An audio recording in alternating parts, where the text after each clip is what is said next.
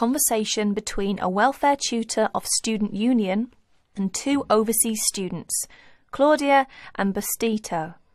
They are talking about their life and study in Leeds University. First, you have a chance to read questions 1 to 10.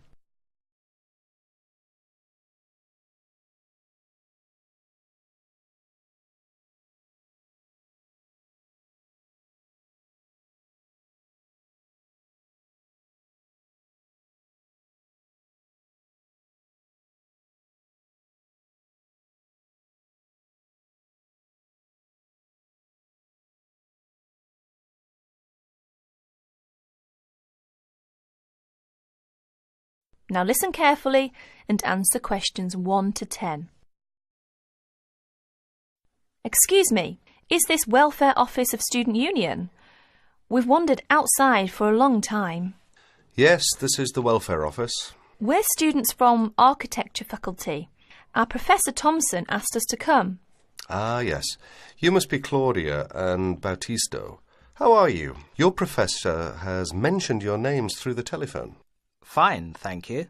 As a welfare tutor, my job is interviewing overseas students and help. Therefore, your arrival doesn't mean you will tackle the problems alone. I have a lot of things to ask you. I want to know how you feel about life in Leeds University. Who will be first? Oh, Claudia, please. OK. This is the first semester, isn't it? Could you please tell us what is your first impression about the Leeds University? Well, when I first came to this university, I was struck by how quiet it is here in the evening. The shops close so early. In the States, you can always buy what you want in the evening, but here, shops close before 5:30. Yes, Leeds is supposed to be a quiet place. Where did you live when you first came here? I went to the student hostel. It has a big lounge, recreation room, and most important, I don't have to cook for myself. How is the food there? Do you like English food? It is too bland, but healthy. You can't complain too much when you study abroad. Yes, right. Oh dear. How were the local students? To be frank, it is difficult for me to make many friends with British students. They're rather reserved and cold, not friendly. They seem to keep themselves. Oh, it is a pity. Well, how about the academic courses in the architecture faculty? Well, I'm doing my master's degree in this department. All right. How are you finding your courses? I really love my work. I did pretty well. I've enjoyed the courses, but the lecturers are very busy, and you hardly have contact with them. Well, that doesn't sound good. What is your suggestion to improve your course? Well, in my opinion, I think it is advisable to have regular meetings with lecturers. For example, once a week or a fortnight. Regular meetings. That sounds great. Thank you, Claudia. We will come back to you in a minute, and then we will ask Bautisto. Bautisto, are you from the Philippines? Manila, to be exact. And how did you feel about the Leeds University when you first came here? Interesting. It is an interesting place. The city is beautiful. Everywhere is green and lush. It is very cool in summer. I like summer here, but the winter is awful. The drizzle is terrible. Everywhere is cold and wet. How about your accommodation? Do you like it? Well, at first I lived with a family. They are friendly. They have twins. They are of the same age as me, and we all like soccer very much. However, it is noisy and difficult to study. Oh, I see. 2 months ago, I moved out of the family and now live in the student dormitory with another 3 students. It is much cheaper. They are very friendly, and I like to live there. And what about your courses? Do you like it? I am doing my bachelor degree. Apart from language difficulties, how do you find out about your studies? Well, but... Yes, go on. The main difficulty for me is that the computer centre closes so early, and it is always busy and crowded. Students are fussy about it. It is very difficult for me to practice my work. You are not the only person in that position, but can you reserve the computer room? No, we cannot, but it would help if we could reserve the computer time. Yes, I'll look into that and see if we can improve the things over there. Now let's go back to Claudia. That is the end of section 1. You will have 30 seconds to check your answers.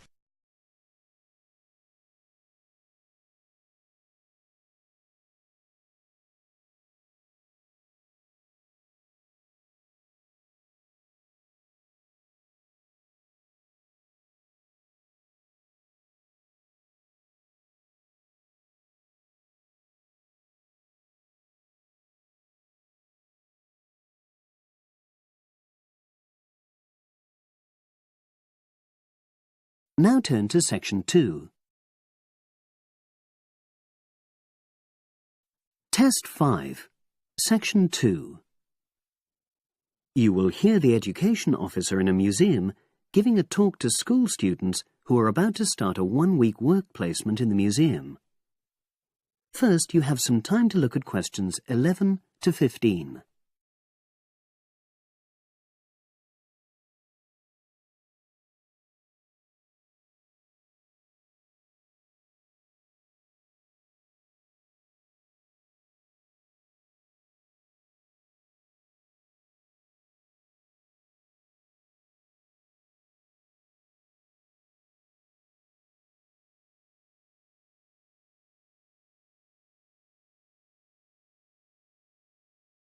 Now listen and answer questions 11 to 15.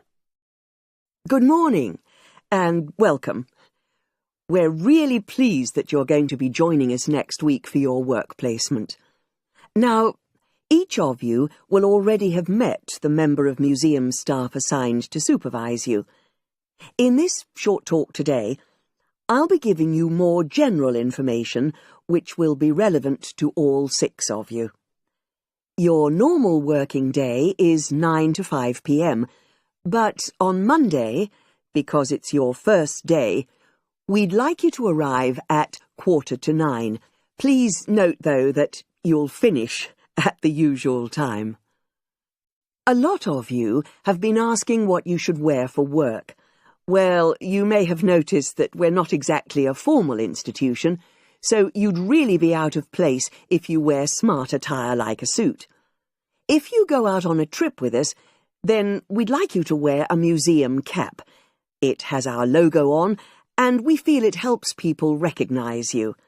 But on a day-to-day basis in the museum itself, we say put on your own casual clothing because you'll be doing lots of dusty, messy work. Now, we don't have an enormous number of rules, but work placement is an excellent preparation for the real world of work, and we expect you to be very punctual and reliable. If you're not well, or there's been a hold-up, then what we ask you to do is ring the museum receptionist. He will be in the museum well ahead of opening time, and he'll inform your own personal supervisor in the museum. If you're away for more than 1 day, we'll inform your school tutor. They'll obviously need to make a note of your absence and follow up if necessary. But most of all, we hope you really enjoy yourselves during the placement.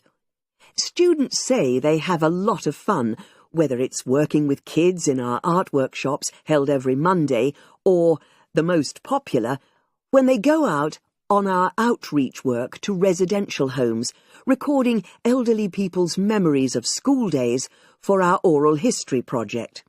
So, we hope you feel excited by the prospect of starting next week and well prepared.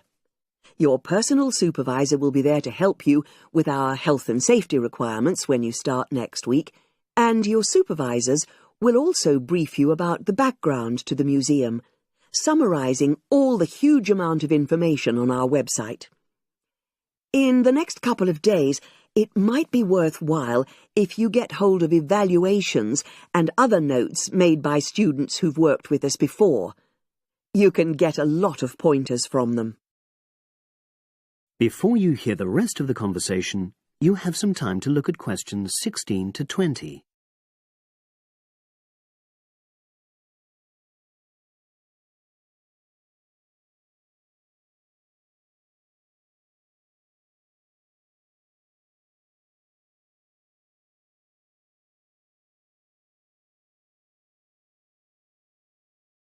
Now listen and answer questions 16 to 20. Now, before I finish today, I wanted to help you find your way around the museum. When you start next Monday, the first thing you'll need to do is sign in. Come through the main entrance and you'll see the main staircase straight ahead. To the right of this is the statue of the horse, and just behind that is a door. Go through that, and that's the sign-in office. Now, on the first day, you'll be working in Gallery 1. You'll find this as follows.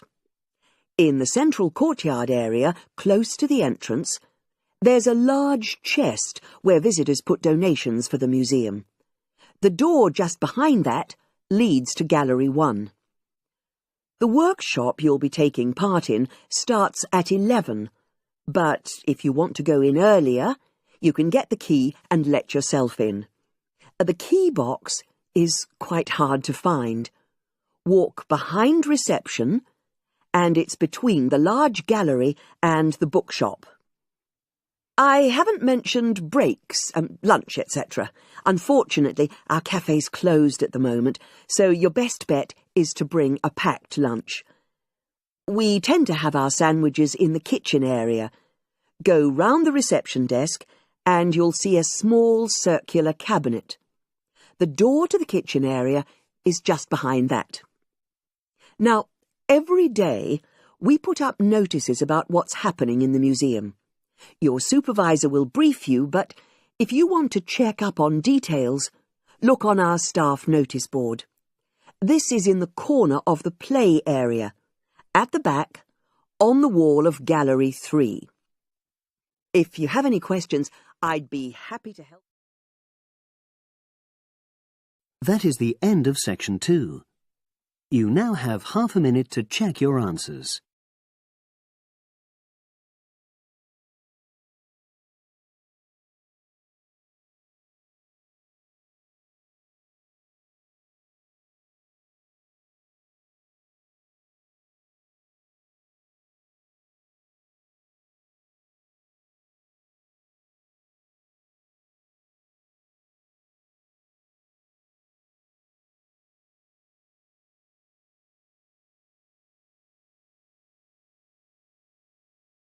Now turn to Section 3.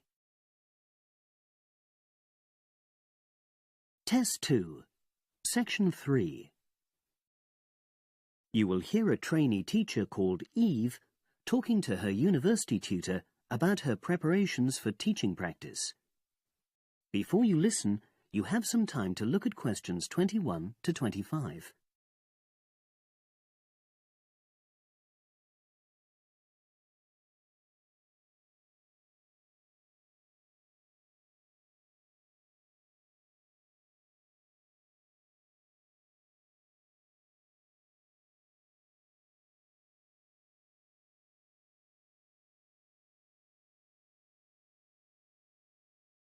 Now listen and answer questions 21 to 25. Hello, Eve. Come in and sit down. How's it going? Fine, thanks. I'm looking forward to my teaching practice next week. Good. Now, you've got 2 classes, haven't you? Year 3 and Year 6. Have you done your lesson plans? Well, I've decided to take the topic of renewable energy. I haven't done a lesson plan for Year 6 yet, but I thought I'd base their lesson on an example of very simple technology. So I've brought this diagram to show you. I got it from the internet. Let's see. A biogas plant. So this is equipment for producing fuel from organic waste? Yes. The smaller container on the left is where you put the waste you've collected. Right, and from there it's piped into the larger tank. That's right. And that's slurry on the base of the larger tank. Right. And what exactly is slurry? It's a mixture of organic waste and water. So is that pipe at the bottom where the water comes in? Yes, it is. As the slurry mixture digests, it produces gas, and that rises to the top of the dome. Then, when it's needed, it can be piped off for use as fuel in homes or factories. It's very simple. I suppose there's some kind of safety valve to prevent pressure build-up? That's the overflow tank. That container on the right. As the slurry expands, some of it flows into that, and then once some of the gas has been piped off, the slurry level goes down again, and the overflow tank empties again. I see. Well, I think that's suitably simple for the age level it's for. I look forward to seeing the whole lesson plan. Thanks. And can I show you my ideas for the Year 3 lesson? Of course. Let's look. Before you listen to the rest of the conversation, you have some time to look at questions 26 to 30.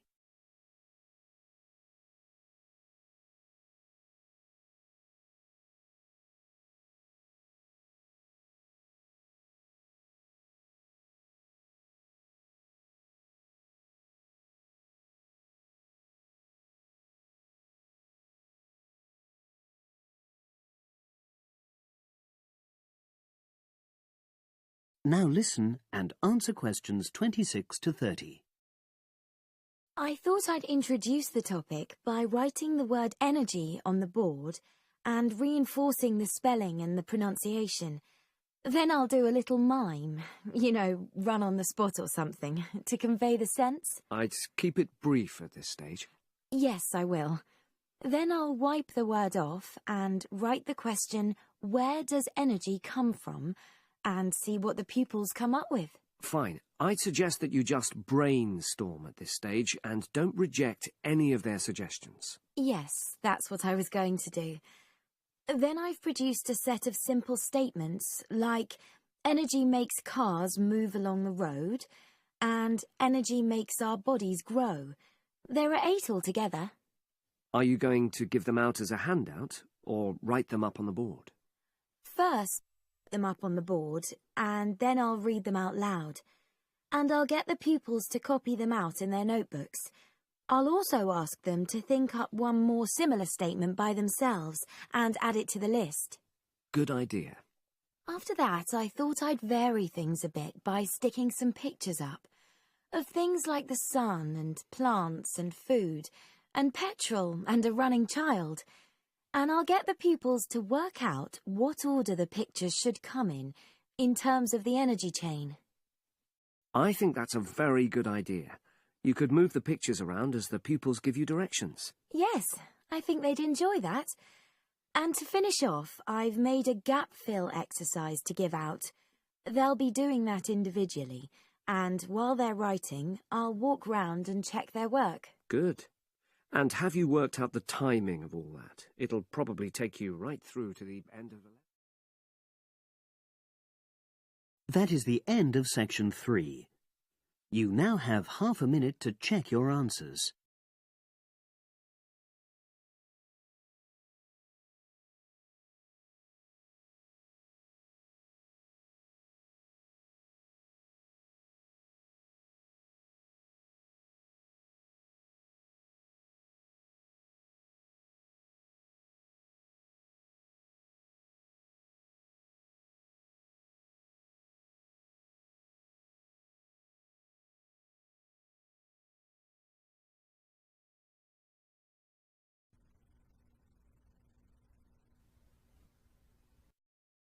Section 4. You will hear a talk on bullying in the workplace given by a university lecturer to a group of students. First, you have some time to look at questions 31 to 33.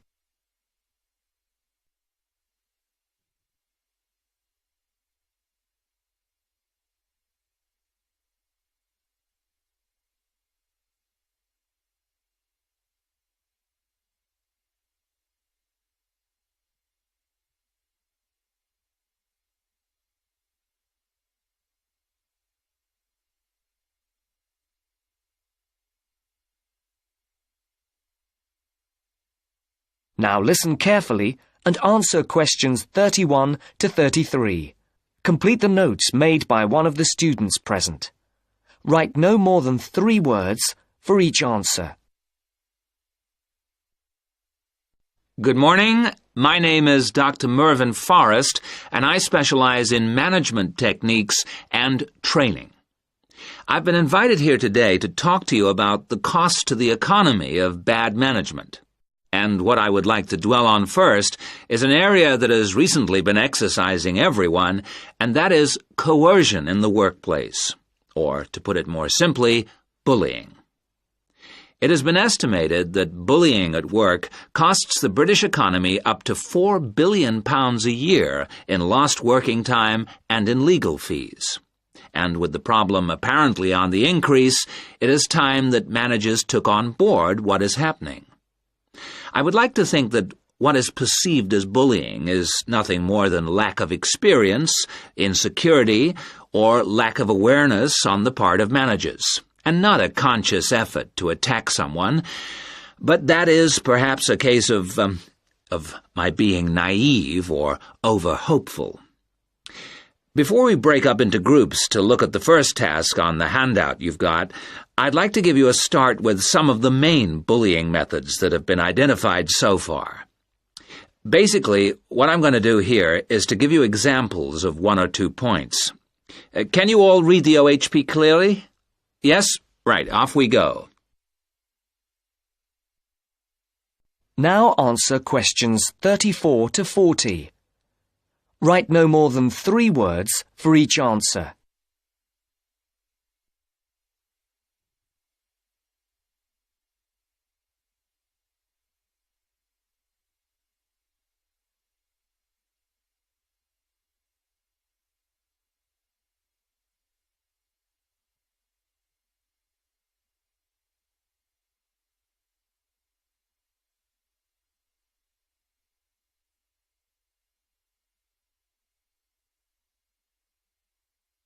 As you listen to the talk, complete the notes made by one of the students present. The first item on the list is giving people tasks which managers themselves cannot do and which are therefore impossible to achieve. This is, in fact, a very common strategy used by managers to manage their subordinates. It gives certain people a false sense of security as they watch others failing while they try to achieve the goals set. Another simple bullying technique is constantly moving the goalposts, especially when one's employees are in the middle of a task. This is not bad management, it is just plain stupid. All targets and goals set should be easily achieved within a realistic timescale. Sending memos to someone else criticizing the performance of a task where the individual has no way of replying is another common technique, especially when the manager concerned does not reply or makes it impossible for subordinates to contact him or her by not answering the telephone or not replying to emails. This is not the style of a sound manager, but rather the antics of someone with emotional problems. If you behave like that, don't expect your staff to respect you. And now, the technological bully. It is interesting how all tools designed to help can be turned into dangerous weapons. The urgent email bully is fast becoming a problem in the office. Employees turn on their computers to be faced with a string of badly worded emails, making instant and often unrealistic demands, which reveal the hysteria mode of management. Have you ever felt a sense of dread before looking at your email, even your personal messages?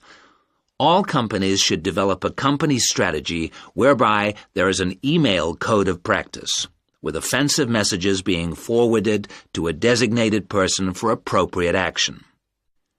I would now like you to break up into groups and brainstorm other bullying techniques which you think you may have experienced, and perhaps, if you're honest, which you have been party to. I can think of at least 9 more bullying strategies. I would also like you to consider ways in which you think that each of the techniques on your list can be countered. Is everyone clear as to what the task is? Yes? Okay. You've got 20 minutes to do this. That's the end of section 4. You now have half a minute to check your answers.